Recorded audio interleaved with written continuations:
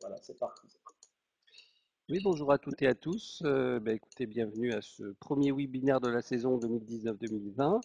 On a le plaisir d'accueillir Rémi Chal, donc, qui est le président d'EdTech France, que j'ai rencontré pour la première fois au mois de juin, mai ou juin. Il y avait eu en fait à Rouen, dans le cadre de l'incubateur Normandie, il y avait eu une journée en fait de rencontre des EdTech. Donc, Rémi va nous expliquer en long, en large et en travers ce que sont les EdTech, hein, les EdTech normandes. J'ai trouvé ça super intéressant et j'ai dit, mais ce serait bien qu'on continue, nous, nos rencontres en fait entre EdTech et puis organismes de formation communautique. Et puis, comme ça, commencer par finalement un peu une définition, nous expliquant un petit peu ce que c'est qu'EdTech, à quoi ça sert, comment ça fonctionne, etc. Voilà. Écoutez, alors bienvenue à Rémi. Bon, bien sûr, bienvenue à Jean-Luc. Et puis, je vous laisse la parole. Alors, vous m'en voudrez pas, mais si je m'en vais, c'est pas que je veux m'en aller, mais c'est que les informaticiens ont décidé que je ne suivrai plus jamais de webinar. Voilà. Très bien, Je vous laisse merci, la parole. merci Christophe. Donc effectivement, sans reprendre ce que vient de dire Christophe, on accueille j'ai appelé, je me suis dit comment on va appeler ce webinaire cet après-midi. Si on parlait d'EdTech et la question qu'on se posait avec Christophe quand on a eu l'idée d'inviter Rémi Chal cet après-midi, c'est de se dire bah, est-ce qu'on sait ce que c'est qu'une EdTech? Alors du coup, moi, ça m'a amené à me poser la question de dire il y a une espèce d'évolution du vocabulaire. Moi, j'ai connu les jeunes pousses à une époque, on parlait des jeunes pousses. Après, on a parlé bien évidemment des startups, et ça, on en parle encore beaucoup. Quand les startups grossissent, je crois, Rémi, qu'elles s'appellent des gazelles. Ça, Ou c'est des une politique pour bien aimer. des CE. C'est la belle startup déjà. Là, hein. Voilà, c'est celle qui a bien construit. Et puis, donc, dans notre monde qui est celui de la Licorne. formation, Il y a la licorne. les licornes, ah, il y a les licornes, effectivement. Et dans notre monde de la formation, bah, est apparu, enfin, de la formation et du coup des technologies entre les deux, et c'est justement tout l'intérêt de cela, est apparu ce terme nouveau d'EdTech. Donc moi, ben, effectivement, suite à cette rencontre que nous avons eue avec Christophe et avec quelques-unes des participants d'aujourd'hui, en Normandie, ben, je me suis intéressé, on s'est rencontrés et je suis même devenu membre de EdTech France, Exactement. à tel point je me suis reconnu là-dedans. Mais pour se reconnaître, il faut bien sûr comprendre qu'est-ce que c'est et on compte sur toi, bien évidemment sur cette chose. Alors, euh, directeur général d'EdTech France, comme tu l'as déjà dit, tu nous l'as déjà redit, c'est aujourd'hui EdTech France même une petite structure, mais qui fédère déjà beaucoup effectivement d'entreprises. Donc en fait, ma première question, c'est un petit peu pourquoi EdTech France hein, finalement. Alors je vais te donner la main aussi. Ouais. J'ai oublié de le faire tout à l'heure puisqu'on a un petit diapo qui arrive juste après. Oui, Voilà, c'est je le mets vraiment en très animateur. indicatif. Voilà, On a pour avoir quelques éléments. Et puis comme ça, tu as des flèches en bas pour pouvoir passer les diapos qui sont un support à ce que tu vas nous expliquer. Donc pourquoi EdTech France déjà? Pourquoi EdTech? ouais. J'aimerais bien qu'on revienne sur ce terme. Et puis pourquoi la naissance d'EdTech France? Ben, merci à tous les deux de cette invitation. Je suis ravi. Merci à ceux qui nous ont rejoints. On a la chance d'être en un comité restreint, donc voilà, c'est pas un cours magistral. N'hésitez pas à intervenir. Il y a le chat, à poser des questions, à prendre la main parce que voilà, j'aime bien quand c'est interactif et on a la chance de pouvoir avoir ce temps d'échange. Vous êtes peut-être en train de déjeuner, donc bon appétit à ceux qui nous regardent en déjeunant. Alors d'abord, tu as bien posé la question. Pourquoi EdTech? Alors ce terme EdTech. Il est apparu récemment et c'est pas le seul, puisque vous avez remarqué qu'aujourd'hui tout est tech. Hein. J'étais ce matin avec une entreprise qui me parlait de prop tech.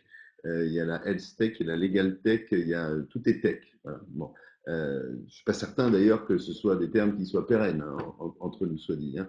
Mais ça mérite à un moment donné de parler de technologie et puis de concepts qu'on connaît un peu mieux comme l'éducation, par exemple. Ce terme, cependant, il est un peu trompeur parce que quand on dit EdTech à un Français, il comprend ce que signifie le tech et le ed, il le traduit par éducation, ce qui est bien le cas. Mais l'éducation en France, on pense tout de suite éducation nationale, on pense scolaire et on pense numérique éducatif.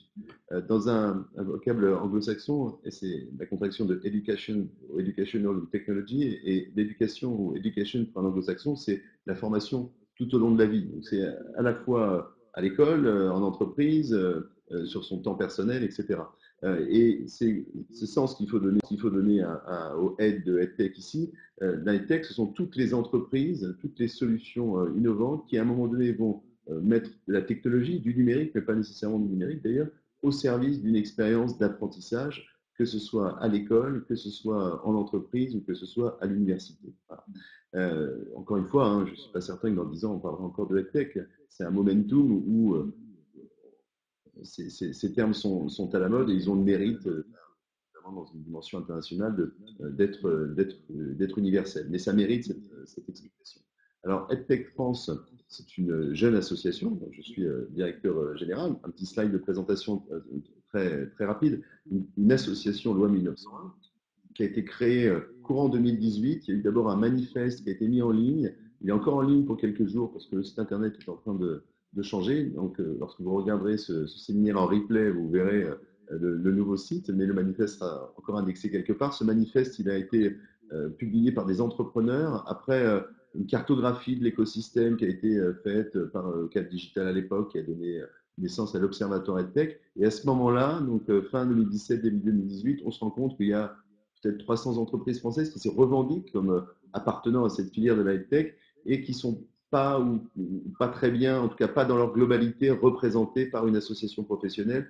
Or, il faut que cette voix soit portée et donc un certain nombre d'entrepreneurs décident de se réunir dans des cafés, dans des bureaux et puis à la fin, ils créent une association dont les statuts sont déposés en mai 2018. Vous voyez, elle est encore très jeune. Il y a un bureau avec un président qui s'appelle Benjamin Viau, qui est CEO d'une entreprise qui s'appelle Benelux School. C'est un environnement numérique de travail pour les écoles primaires. Il y a 7 autres vice-présidents et vice-présidentes qui ont des parcours très différents. Ils sont tous fondateurs, cofondateurs ou CEO d'une entreprise dite tech, que ce soit des entreprises qui adressent des solutions pour le corporate learning, pour le numérique éducatif, et puis des solutions qui peuvent être aussi très différentes, on va y revenir.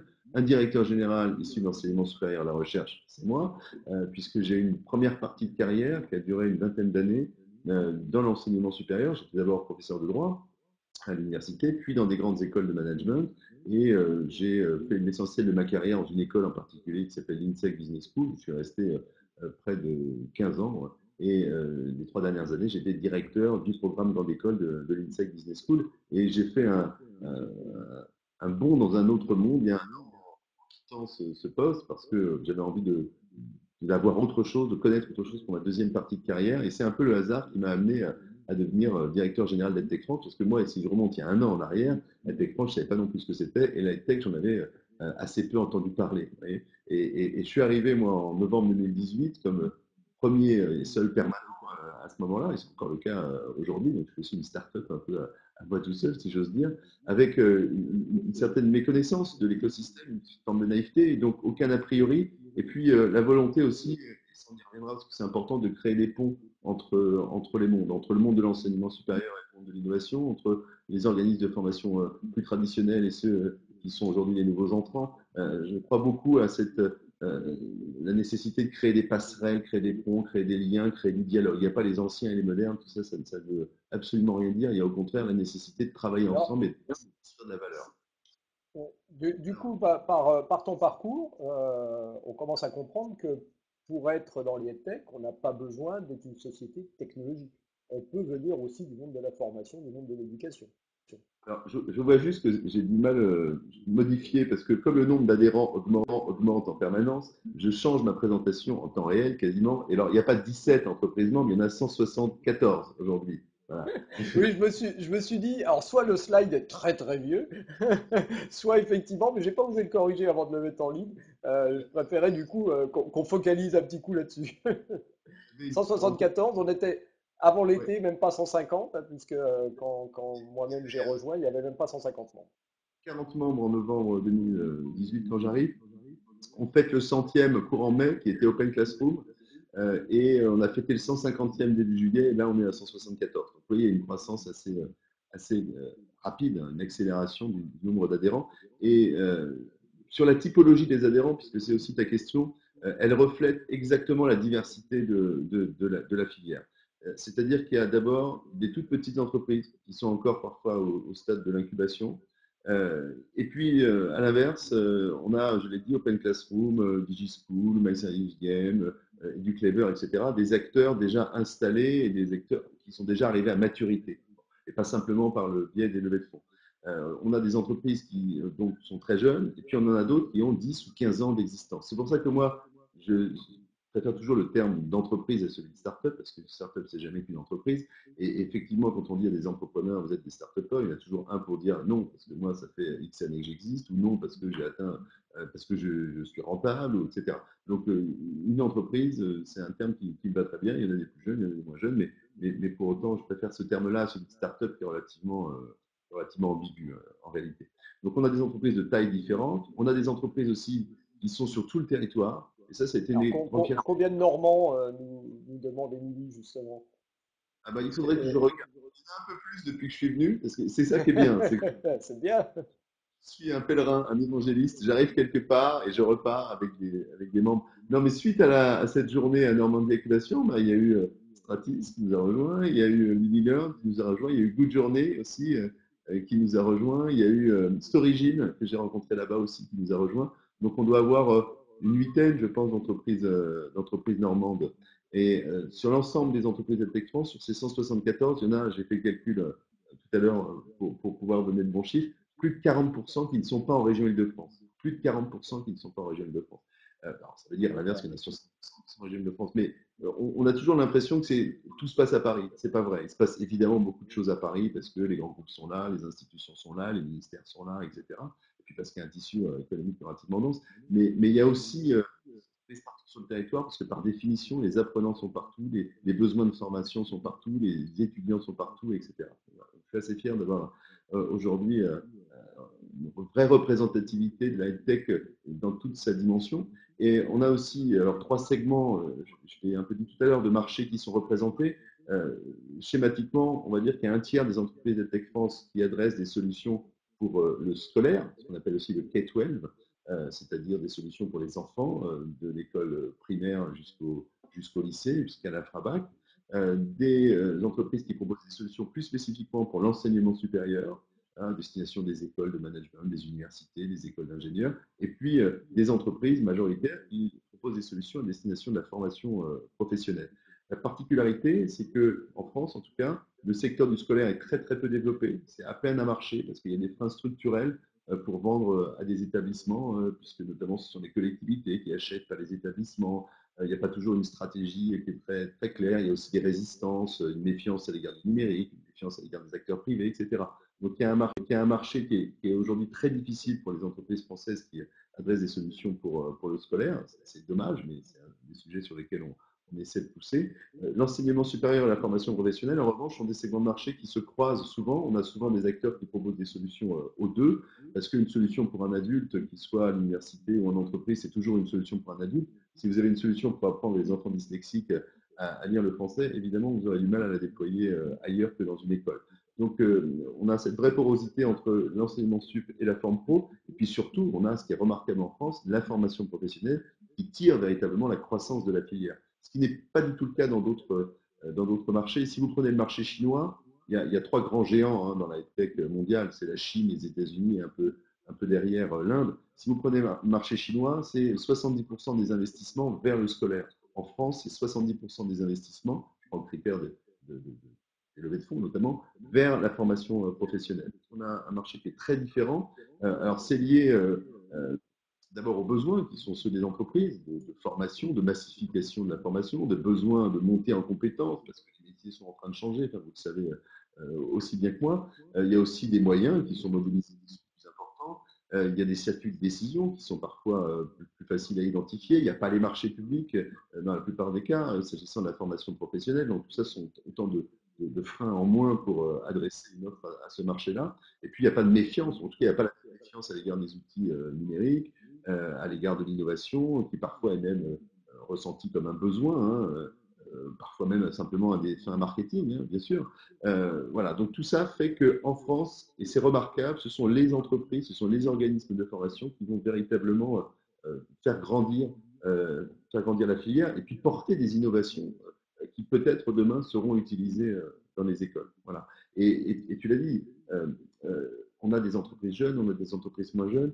Certaines, en tout cas l'immense majorité d'entre elles, ont des solutions plutôt technologiques, mais pas uniquement. On a aussi beaucoup d'entreprises qui font du conseil en digitalisation, de l'accompagnement. Comment est-ce qu'on fait quand on est une entreprise, une université, un organisme de formation pour se transformer en tant qu'organisation, puis transformer aussi son produit de formation, son produit pédagogique pour qu'il soit peut-être mieux adapté à des nouveaux publics, à des nouvelles compétences, à des nouvelles modalités de formation. Voilà. Donc, il ne faut pas tomber dans le cliché caricatural de l'entrepreneur de 22 ans qui porte des baskets, un sweat à capuche et qui mange des hamburgers à Station F. Il y en a, et ils sont très bien d'ailleurs, mais parce que dans l'éducation, on est quand même sur un secteur particulier où souvent les entrepreneurs ont même des valeurs fortes, mais l'immense majorité des entrepreneurs que je croise, ils ne répondent pas à ce cliché. Ils ont 20 ans, 25 ans, 30 ans, 40 ans, 50 ans, 60 ans. Ils sont à Paris, ils sont en province, ils viennent du monde de la formation ou pas, ou ils viennent du monde de l'enseignement ou pas. On a des profils qui sont extrêmement variés. Et puis, il y a aussi un élément qui est intéressant, et on a Émilie qui nous écoute, c'est qu'il y a plus de femmes entrepreneurs dans la tech probablement que dans la fintech ou dans la surtech. Parce que, encore une fois, notamment si vous allez dans une école une université, ben, vous verrez plus d'institutrices, de maîtresses et de professeurs. Voilà, il y a une sensibilité aussi, sans doute, à ce secteur et qui fait qu'on a, non pas la parité, parce qu'il y a quand même de la tech dedans, mais pour autant, je dirais plutôt 30-40% de fondatrices de CEO d'entreprises qui sont des femmes. Voilà. Est-ce que dans les entreprises de la high-tech, on a euh, qu'on pourrait mettre aujourd'hui dans la high-tech, mais peut-être des entreprises qui sont plus au départ sur le champ techno et qui n'ont peut-être pas imaginé l'application côté éducation. Ou alors c'est une erreur que je fais en disant ça, et ils avaient déjà, ils ont eu une réponse, ils ont cherché une réponse à un besoin qui était un besoin effectivement sur le plan de l'éducation et de la formation, ou inversement, est-ce qu'ils ont plus travaillé une techno et finalement c'est cette techno qui s'est trouvée être intéressante à exploiter en éducation? Ça peut arriver, mais c'est plus rare. C'est plus rare. La plupart des entrepreneurs qui ont créé leur entreprise sur le segment filière de la tech le font parce que ils ont une vraie lien avec l'éducation, avec la formation, parce D'accord. qu'ils ont expérimenté dans leur propre pratique pédagogique un besoin qu'ils ont identifié, auquel ils vont répondre. On a notamment sur le scolaire pas mal d'enseignants, de professeurs qui sont un peu geeks par ailleurs et qui vont développer une solution pour faciliter l'apprentissage des langues, pour faciliter le lien avec l'élève pour quand il fera ses devoirs le soir à la maison. Il y a beaucoup de solutions pour les enfants à besoins éducatifs particuliers. Donc la priorité, c'est d'abord l'éducation et la formation, mais il arrive parfois qu'on ait des solutions technologiques, strictement technologiques, qui vont être utilisées dans un contexte autre, et puis on va se dire, tiens, il y a peut-être une application à ça dans la formation.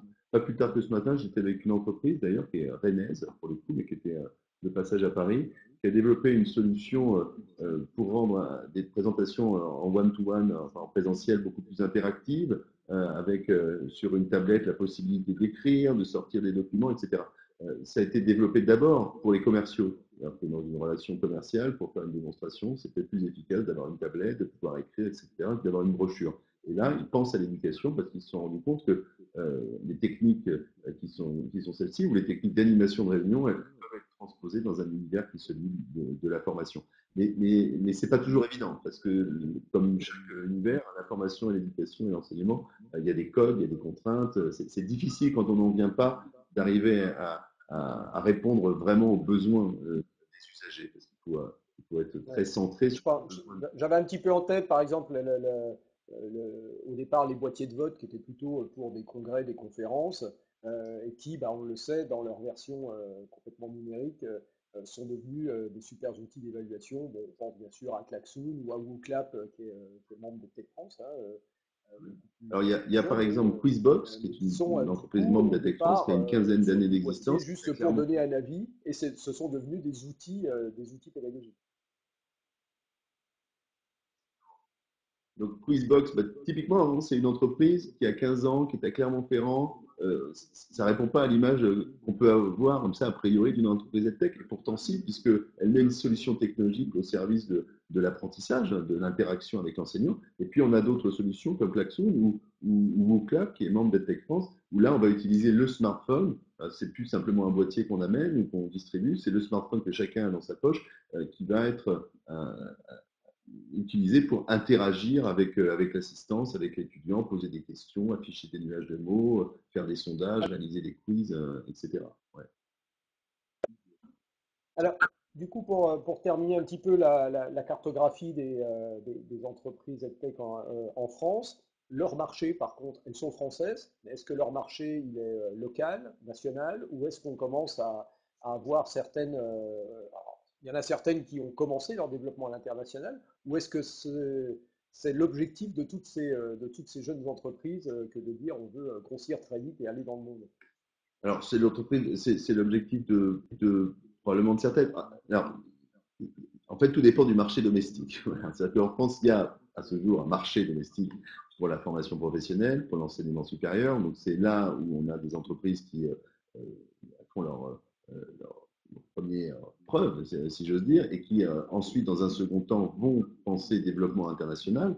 Il y a des dispositifs d'aide pour le faire, et puis une fois que la solution a été prouvée en France, elle peut être plus facilement portée à l'étranger. Il y a notamment tout l'espace francophone qui est un premier terrain de chasse, et notamment, on pense à l'Afrique, hein, il y a beaucoup de solutions qui aujourd'hui vont être déployées sur ces territoires-là. C'est plus difficile d'aller aux États-Unis et en Chine parce qu'il y a déjà énormément d'acteurs locaux, des marchés qui sont plus difficiles à pénétrer. Chez les jeunes entrepreneurs qui ont davantage une dimension internationale, de par leurs études notamment, il y a souvent dès le départ l'ambition d'aller à l'international. C'est aussi pour ça qu'on a des noms d'entreprises qui sont parfois un peu improbables. Hein. Alors je vois Lily Learn, l'avantage de Lily Learn, c'est que ça a du sens en France, mais ça aura du sens aussi pour un Américain. Voilà, il y a beaucoup d'entreprises qui utilisent des, des termes qui, pour un étranger, ne seraient pas trop français, si j'ose dire. Et puis, pour les entreprises qui sont sur le scolaire, là, parfois, l'international, c'est la seule façon d'exister, en réalité. Hein. Je pense à deux entreprises françaises, une qui s'appelle Lalilo, une autre qui s'appelle Dragonbox. Lalilo, c'est une solution avec de l'intelligence artificielle pour aider les enfants à apprendre à lire en français et en anglais. Ils font 100% de leur chiffre d'affaires aux États-Unis et au Québec. Parce qu'en France, c'est trop difficile d'arriver à vendre aux établissements scolaires. Donc, pour eux, c'est pas que l'international, c'est une ambition, c'est que l'international, c'est leur marché. Dragonbox, c'est une solution aussi, elle vient d'être achetée par des Norvégiens, je crois, mais c'est une solution qui a été développée en France, un jeu vidéo pour apprendre les mathématiques. Il y a un petit Norvégien sur deux qui apprend les mathématiques avec cette solution. Il n'y a pas un enfant français qui le fait. Alors, c'est à la fois porteur d'espoir parce que ça veut dire qu'il y a un savoir-faire français qui s'exporte, et en même temps, c'est toujours un peu frustrant parce qu'on se dit que cette excellence-là, nos enfants n'en profitent pas. Voilà. Donc, selon les marchés, on a un intérêt du moins vital à aller à l'international. Ce qui est certain, c'est que tous ont cette ambition-là à un moment donné. D'accord. Tu nous parles un petit peu des missions d'EdTech France, parce que bon, c'est bien d'être membre d'une association, mais cette association que tu pilotes, elle a des objectifs. Alors, les boîtes aux lettres, c'est pas volontaire, hein, ça c'est quand quand on bascule ça dans la classe virtuelle, on ne sait jamais ce que ça va donner. Il y a toujours un petit effet surprise. Ça aurait pu être pire, tout à fait. Ça va, il n'y a rien d'affamant. Alors, c'est l'émission, j'ai mis quelques mots-clés là, mais c'est l'émission d'une association professionnelle euh, qui représente un secteur émergent, voilà, qui a besoin donc d'être structuré. Il y a 300 ou 400 entreprises françaises aujourd'hui qui peuvent relever de la terminologie EdTech. C'est beaucoup, c'est peut-être même probablement trop, parce qu'on a du coup une cartographie qui est difficile à faire, une offre qui est assez éclatée, qui est difficile à lire, qui n'est pas toujours visible. Euh, et je pense que c'est un écosystème qui va se consolider très probablement. Il y aura probablement des rapprochements, des fusions, des rachats, quelques disparitions sans doute. Donc l'ambition de la Tech France, c'est d'abord ça, c'est de cartographier, c'est de rassembler, c'est de faire que les acteurs de la tech puissent se rencontrer, puissent travailler ensemble. Moi, je suis très fier l'autre jour quand une entreprise m'a dit, Rémi, on est à Biarritz, mais grâce à Tech France, on bosse avec une entreprise parisienne et une autre qui est à Bordeaux, on ne se serait jamais rencontrés. Parce qu'il y a beaucoup de solutions tech qui en réalité sont plus complémentaires que concurrentes. Voilà. Donc, on a des moments sociaux avec Tech France, il y a un apéro mensuel où il y a un certain nombre d'entrepreneurs qui se retrouvent. Il y a un outil de communication interne. Moi, j'anime beaucoup la communauté. Émilie peut en témoigner, j'envoie pas mal de mails parce que je veux garder aussi ce lien très personnel. C'est-à-dire que j'ai pas envie de faire une newsletter pour mes membres. Je crois qu'on a besoin, et ça c'est un truc que je redirais parce que j'y crois, plus il y a de numérique, plus on a besoin d'humains. L'un ne va évidemment pas remplacer l'autre. Et envoyer un mail depuis sa boîte, c'est une façon de continuer à créer ce lien, les gens me répondent, etc. Donc il y a vraiment cette idée de créer un espace, un environnement avec des valeurs. On a fait un petit autocollant, mais pour mettre sur les, parce que c'est les codes des start-upers, mais les autocollants sur l'ordinateur, mais c'est pas anodin, c'est un maillot, c'est un maillot parce que j'ai envie d'insuffler cet esprit d'équipe. Voilà. Et on sera plus fort ensemble que les uns à côté des autres.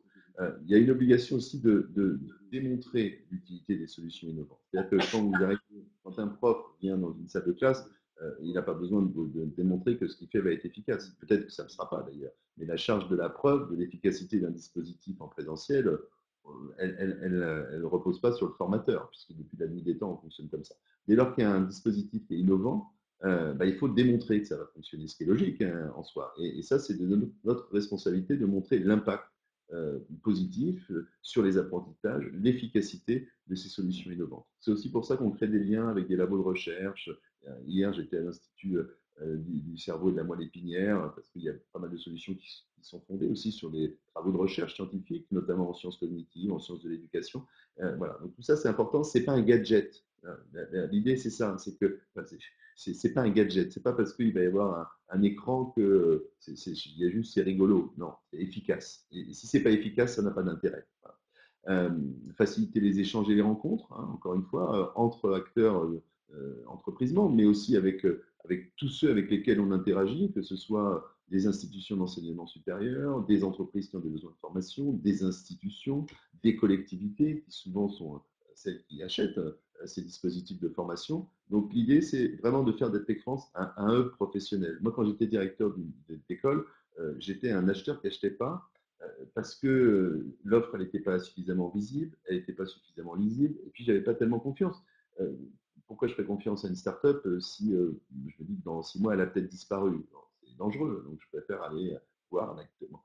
Donc il faut arriver à créer cet espace de confiance pour que on puisse effectivement faire des choses ensemble, participer au débat public évidemment, notamment pour le numérique éducatif, parce que là, il y a un certain nombre de freins structurels qu'il faut lever, et ça, c'est un dialogue avec le ministère, c'est un dialogue avec les institutions, c'est un dialogue avec les collectivités. Donc, on entretient aussi ces liens-là, et puis on fait et on va faire des propositions concrètes pour dire ce qu'on pourrait mettre en place pour faciliter le déploiement de l'innovation et du numérique dans les usages.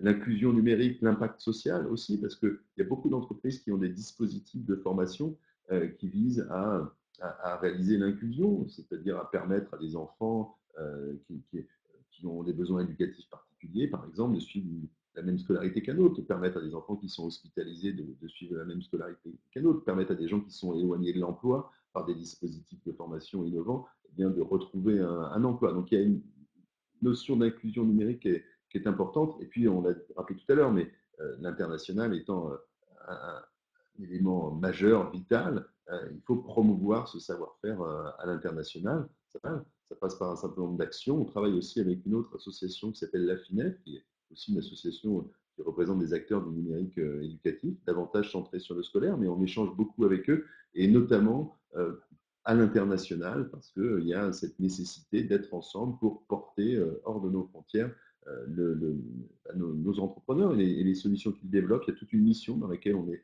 partenaire, hein, qui est menée avec le ministère de l'Éducation nationale, le ministère des Affaires étrangères, Business France, etc., pour porter bah, ces innovations françaises un peu partout dans le monde. Donc voilà quelles sont les missions de manière synthétique. Ce sont des missions à la fois classiques, mais qui sont propres à un écosystème qui est quand même émergent et qui a besoin de démontrer son existence, sa vitalité, son efficacité et puis et son impact. Voilà, c'est une notion qui est importante. Je ne t'entends pas. C'est ma faute. Pour pas faire de faux bruit, j'avais coupé le micro. Euh,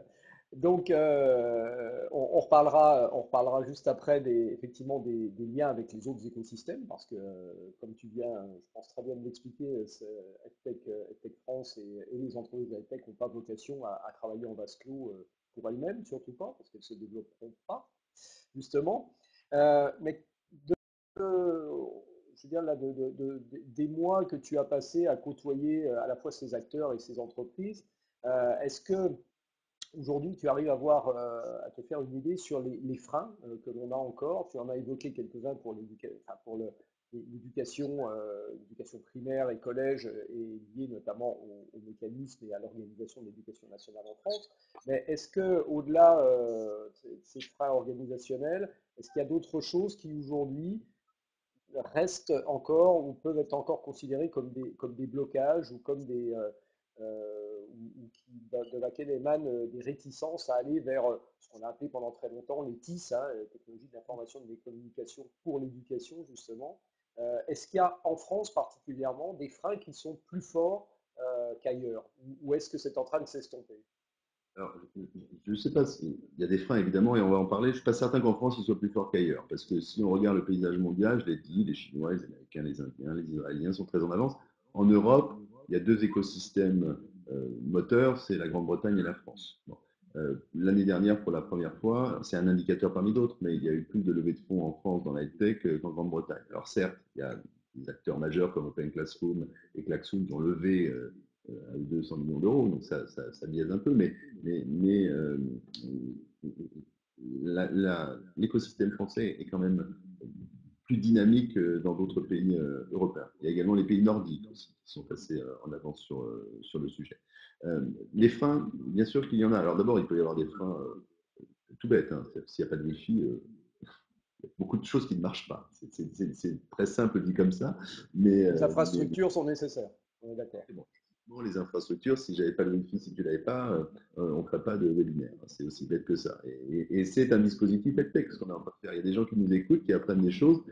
Voilà, c'est déjà de la EdTech. Il y a de la transmission, il y a de la technologie, c'est simple, oui, ça fait peur à personne, mais s'il n'y a pas les outils, il ne se passera rien.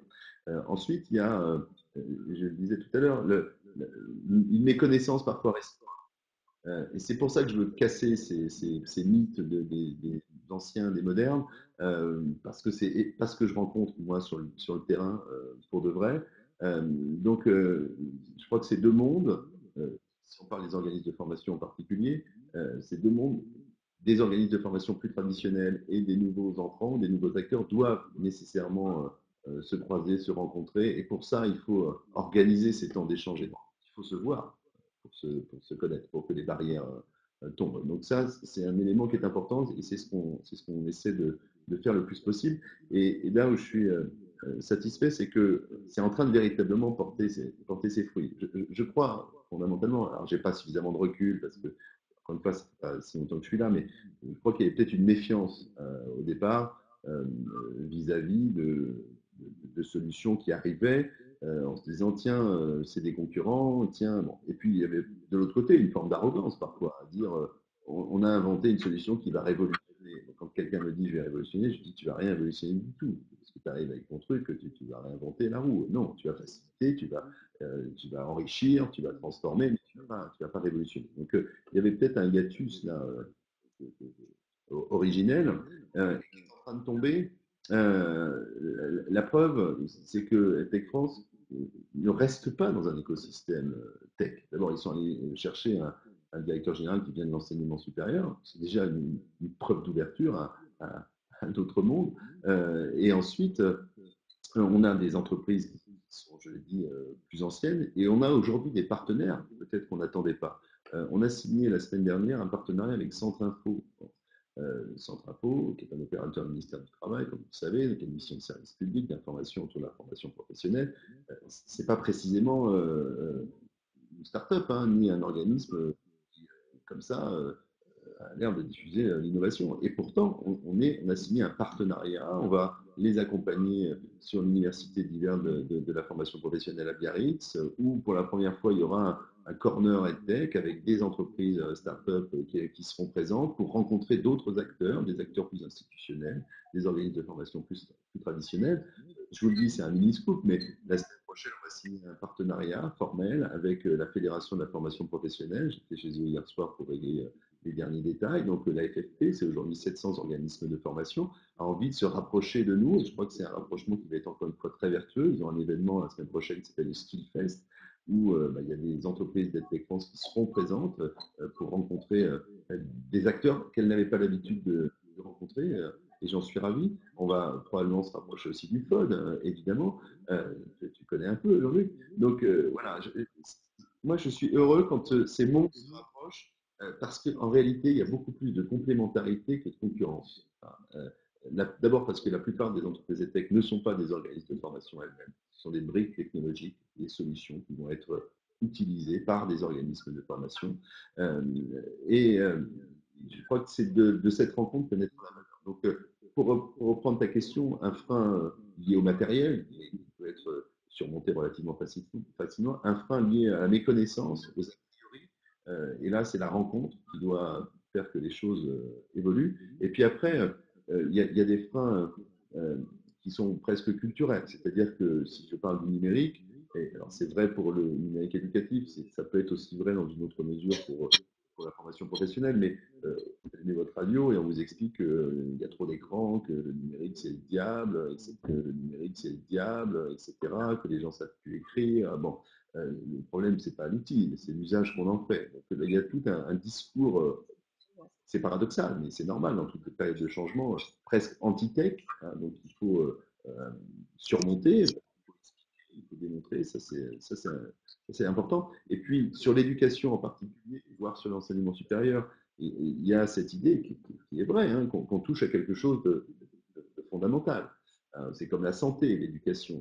C'est presque un domaine régalien, quoi. Donc, il y a parfois une méfiance à l'égard d'un certain nombre d'acteurs privés. On se dit, tiens, qu'est-ce qu'ils viennent faire sur le champ de l'éducation? Voilà. Donc, là aussi, c'est une autre responsabilité à nous, peut-être de faire le tri, et puis certainement, en tout cas, d'amener chaque entrepreneur à être responsable, parce que quand on forme un enfant, quand on forme un jeune, on a une responsabilité qui n'est pas la même que quand on lui vend un yaourt. Voilà, pour dire les choses de manière un peu Et donc, EdTech France peut, on va dire, aider, permettre de lever un certain nombre de ces freins, de contourner ou de rassurer par rapport effectivement à ces appréhensions que l'on peut avoir entre, par exemple, l'exemple que tu as donné, secteur public, secteur privé. En quoi, du coup, EdTech France peut être facilitateur sur ce champ-là?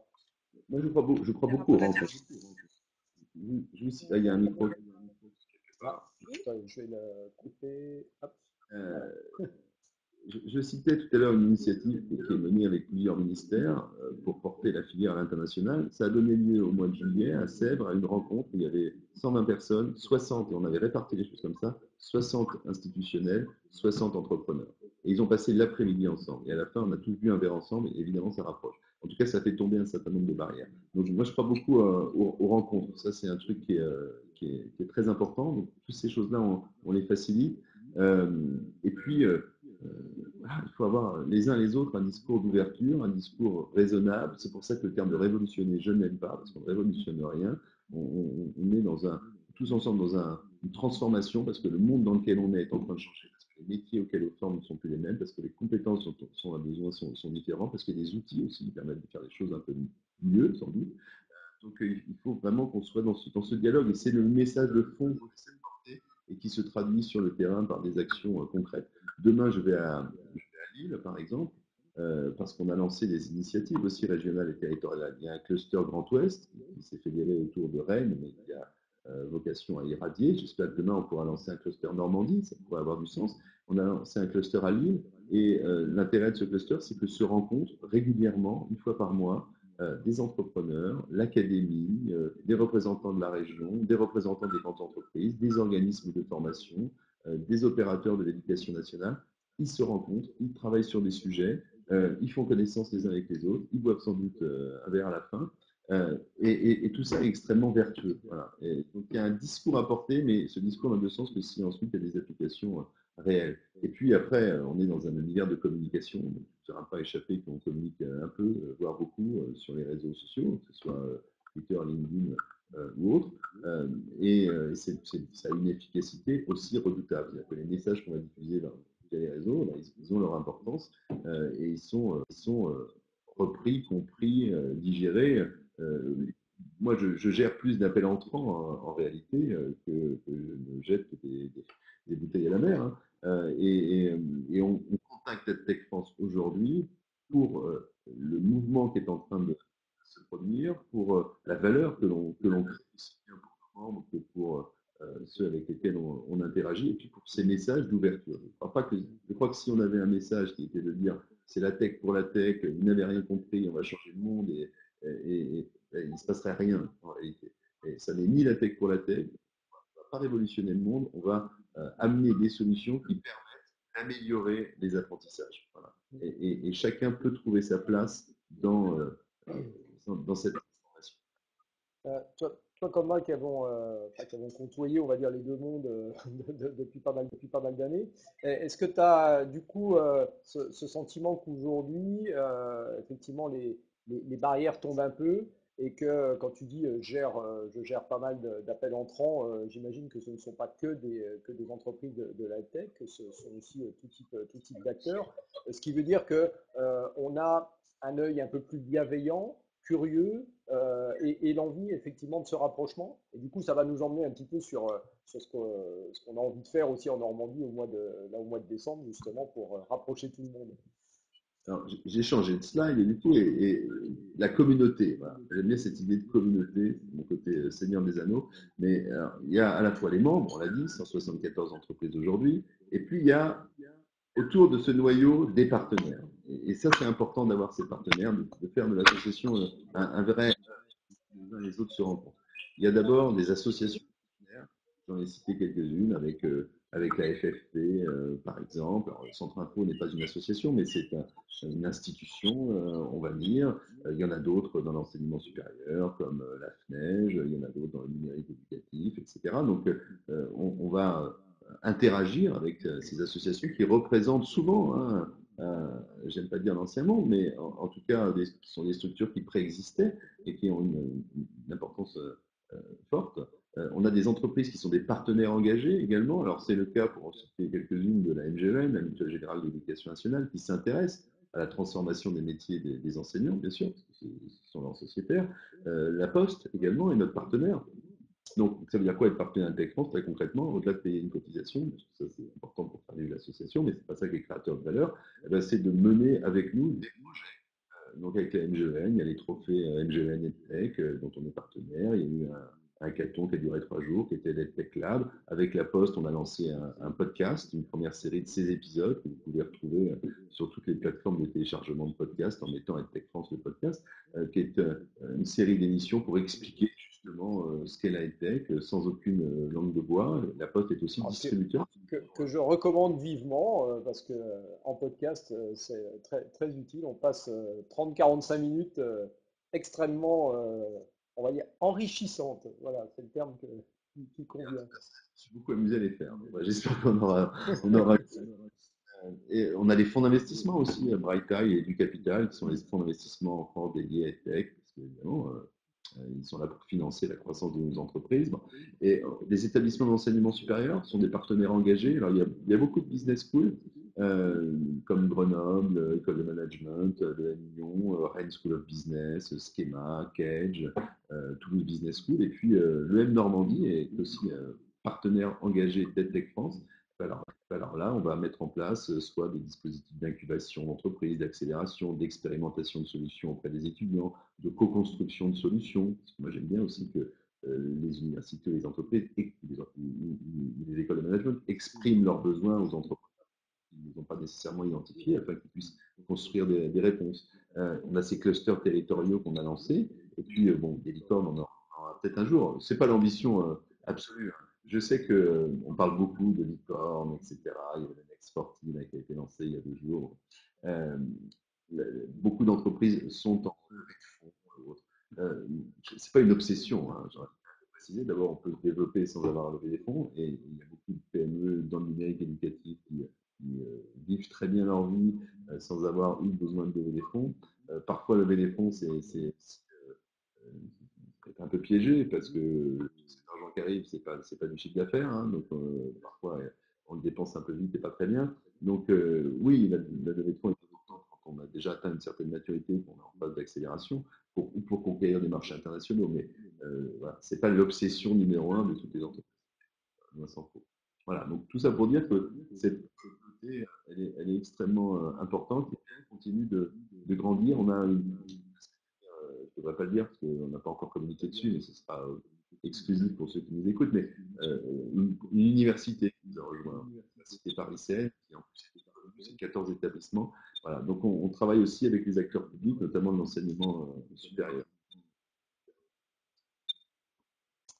D'accord. Alors, avant d'ouvrir, j'avais prévu la petite diapo. Ah, pardon. Un petit peu plus loin, excuse-moi. C'était pour les questions. J'en reviendrai peut-être. Il y a peut-être des choses à voir sur la diapo d'avant, mais c'était pour dire qu'on va prendre un petit temps de questions. J'espère qu'il y en a. Ben, dire voilà quelques mots sur l'événement que l'on va préparer avec vous tous, avec toi, avec les membres de Tech France et avec ceux qui rejoindront Tech France, on l'espère, dans les semaines et les mois à venir. Donc en Normandie, à Caen, ça sera au mois de décembre. On n'a pas encore exactement fixé la date avec Christophe, mais ça sera sûrement, on va dire, mi-décembre pour être dans cet esprit de communauté et de rencontre, hein, faire venir à la fois ces entreprises, EdTech, et les organismes de formation, les structures de l'éducation, de la formation, de l'orientation, de l'emploi, pour que les uns et les autres se connaissent mieux et pourquoi pas répondre ensemble sur des projets, il y a plein de projets aujourd'hui, il y a plein d'appels à projets.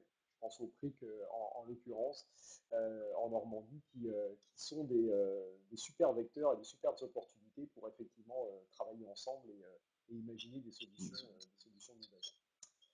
Bon, on a déjà émis dans le bureau du futur cluster, hein, parce que je vois, oui, un cluster Normandie. Eh ben oui, oui, oui, tout à fait.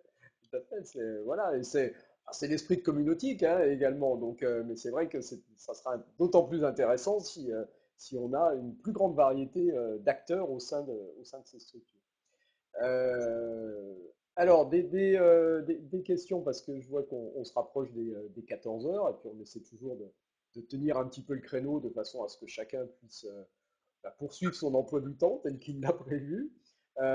Christophe, peut-être un petit mot de complément. Oui, ou peut-être. Hop, vous m'entendez? Tout à Oui. fait, très bien. Oui, peut-être une question à Rémi. Est-ce que tu as affaire à d'autres organisations dans d'autres régions ou autres, comme un peu comme la nôtre, qui représentent des organismes de formation, qui accompagnent sur la digitalisation? Et si oui, qu'est-ce que vous faites avec? Qu'est-ce qu'on pourrait faire? Là, on envisage en effet.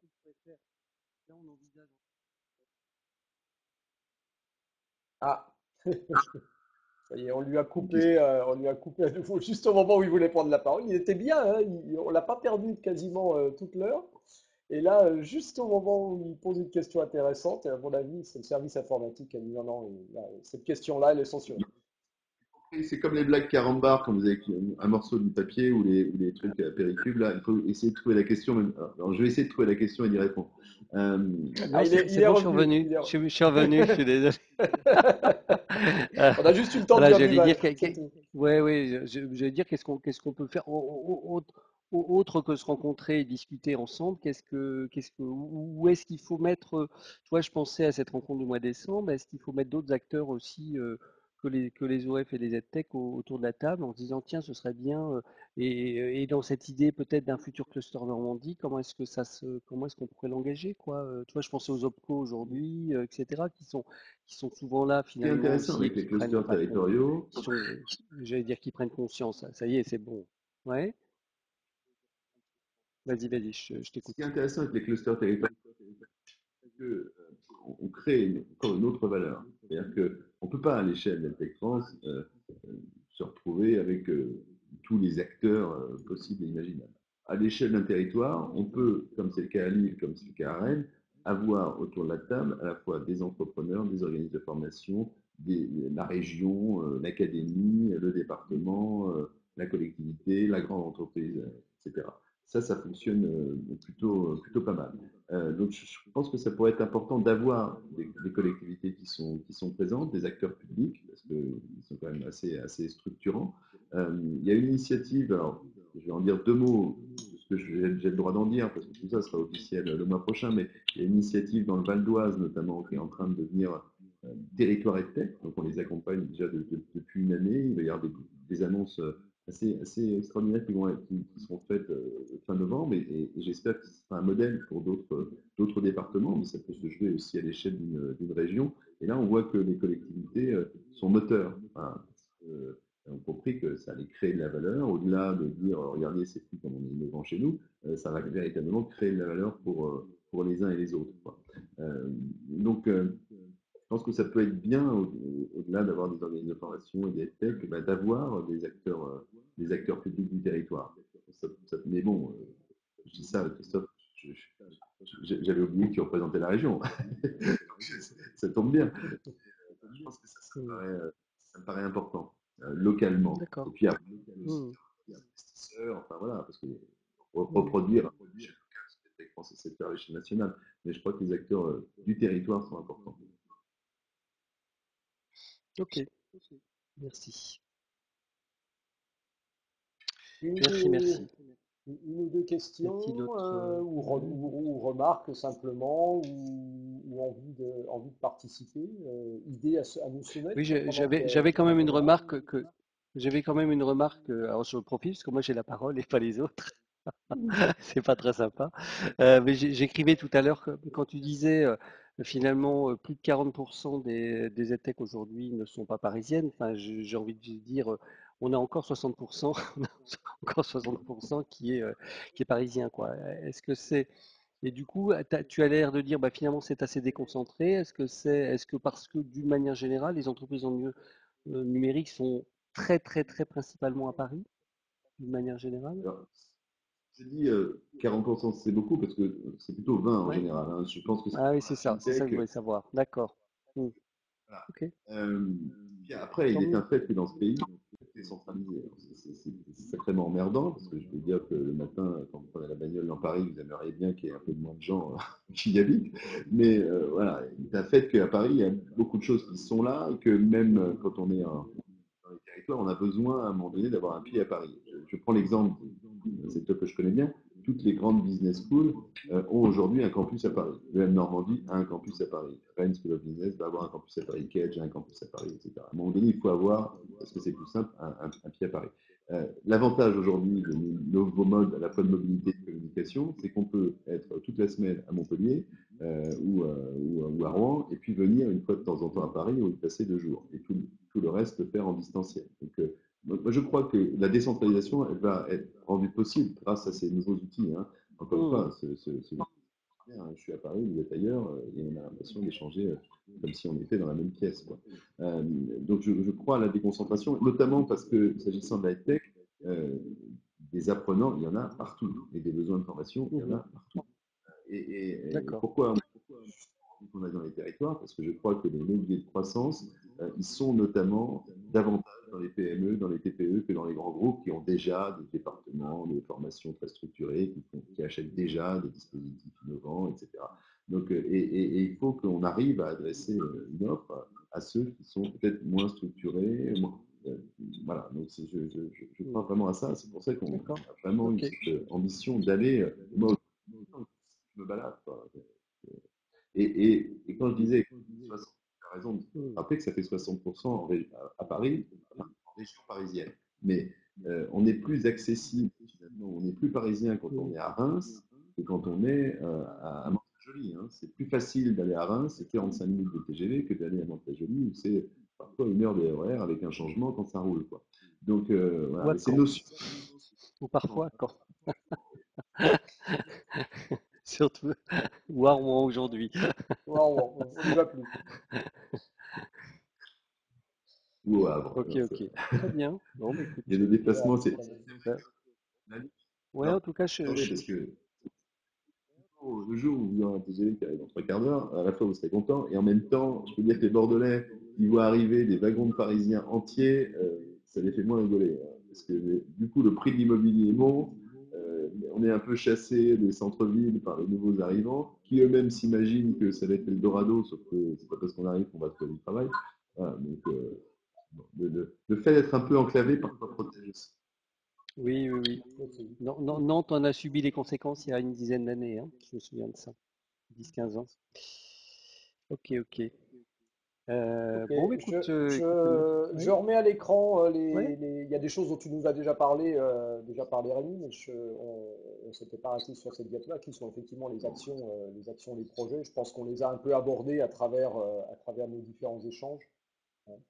Et bah, c'est un petit peu aussi sur, à la limite, sur ce slide-là que j'ai envie moi, de conclure en perspective donc, de cette journée du mois de décembre, parce que je pense que ça sera le bon moment, la bonne opportunité pour effectivement se découvrir, créer des alliances, se rencontrer, et effectivement, bah, territoire innovant. Je pense que la Normandie essaie de s'ancrer dans cette logique de territoire innovant depuis pas mal d'années avec l'équipe de la région, de l'incubateur de Normandie et d'autres, hein, et tous les acteurs locaux, privés et Mhm. publics qui agissent dans ce sens-là.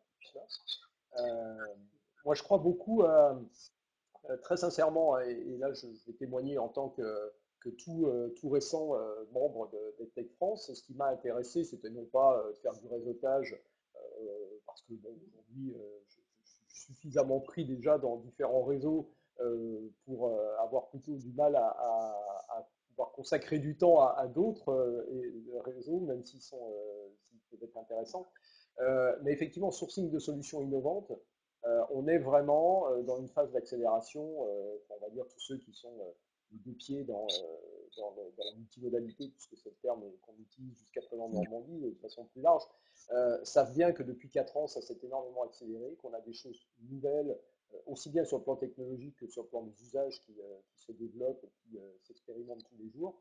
Et on a vraiment besoin d'être dans cette logique de sourcing pour créer, pour travailler sous des formes très différentes, hein. On n'est pas obligé de créer des entreprises pour avancer ensemble. On peut faire des réponses communes à certains moments. On peut être obligé de créer des consortiums, mais on peut simplement faire des groupements informels. Il y a toutes sortes de choses, y compris pour se présenter sur des marchés publics, hein. L'acheteur public, c'est aussi beaucoup ouvert par rapport à ça, hein. On est beaucoup moins contraint qu'on a pu l'être il y a certaines années. Mais pour ça, on a besoin effectivement bah, de repérer déjà, et puis après de se dire, bah, tiens, oui, là j'ai une complémentarité intéressante à faire. Et pour ça, je rejoins tout à fait Rémi en disant, alors il parlait des apéros EdTech. On sait aussi qu'en Normandie, à travers Community, bah, ce sont les meilleurs moments, ce sont les moments où effectivement on permet aux gens de se réunir. Ils se sont vus, souvent ils se connaissent par l'intermédiaire de webinars ou par des groupes de travail. Mais c'est vrai que les moments où on a en plus des instants de convivialité, et vraiment au-delà de la convivialité, surtout le temps d'échange et de discussion qu'on peut avoir à ces occasions-là, sont vraiment ceux qui vont permettre de nouer des relations et d'avancer sur des projets communs. Voilà. Demain, qu'est-ce que ça deviendra? C'est pas très grave, même si on n'a qu'une association ponctuelle, ben on a pu effectivement on a pu avancer. Les apéros et tech normands. Je vois qu'Emilie rebondit sur toutes les suggestions à fond. On fait un apéro à tech demain à Lille, hein, vous voyez. Donc on délocalise parfois, hein. Voilà. À base de Voilà, bière, à base de attention, la bière. bière est un peu plus élevée en alcool. Oui. Très bien. Eh bien, écoutez, un Ok, mot de je crois qu'il va falloir conclusion à toi, va falloir Rémi, qu'on arrête. et puis on va se retrouver au mois de décembre ensuite. Voilà, juste dire que bah, j'ai hâte de revoir ma Normandie, quoi. Voilà. Donc, à très bientôt. Merci encore à tous. Merci à toi.